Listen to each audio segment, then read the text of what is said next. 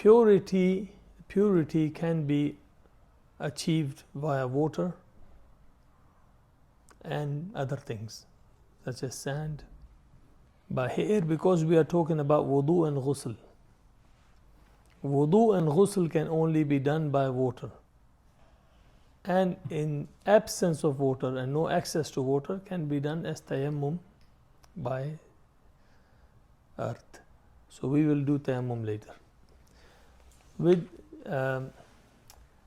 just before we start on water, ulama have mentioned almost around 20 things what can purify a filth.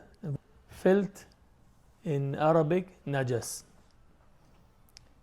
or najasa, and purity is tahara. First of all, let's go through some of the ways you can purify a filth. One is via water. Water can be used as long as it passes the purity test.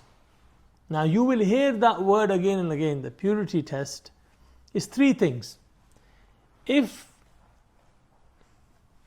the natural water, it loses one of its three qualities, it is not usable to purify your, it cannot be used to purify yourself. You cannot do ghusl with it or wudu. One is color. It should be color of water. It shouldn't be red or yellow or blue as in slush. It should be natural color of water. It should look like water. So color, I say is it, instead of color I can say it looks like water, it smells like water, it tastes like water. This is the purity test. There is a fourth one as well. It is runny and soft like water. You see how water is soft?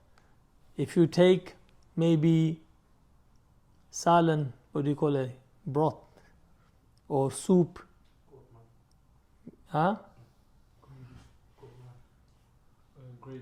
gravy, yeah. You see how it is become thick. Well, firstly, it doesn't look like water, it doesn't taste like water, it doesn't smell like water. But if it did, like vinegar, it looks like water, it doesn't taste like water, it doesn't smell like water. All right. Milk, it doesn't have a smell unless it's rotten. It doesn't have a smell, but it has a taste and it has a color. But whatever we're going to use, it has to look like water. So I said three and I added one more. So looks like water, tastes like water, and smells like water, and it has the quality of water which is runny and soft. Yeah. So if water passes this test and is not used for wudu already, it's natural water, like the brother said, whether it was rain from rivers, from wells, from springs, from lakes, from all natural, from glaciers, wherever the water came from. It is perfectly fine to do with wudu with it and ghusl with it.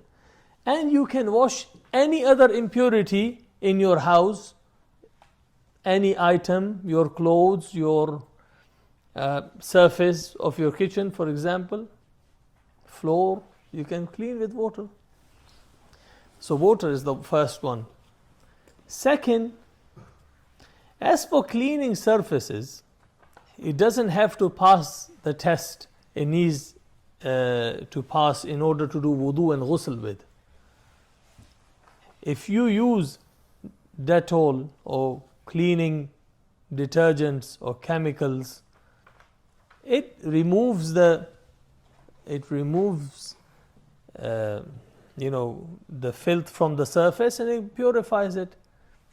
It is ghusl that we need, ghusl and wudu is that what we need pure water for.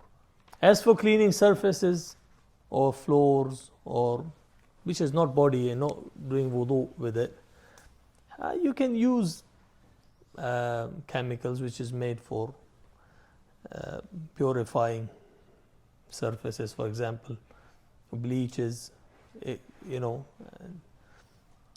remove the filth.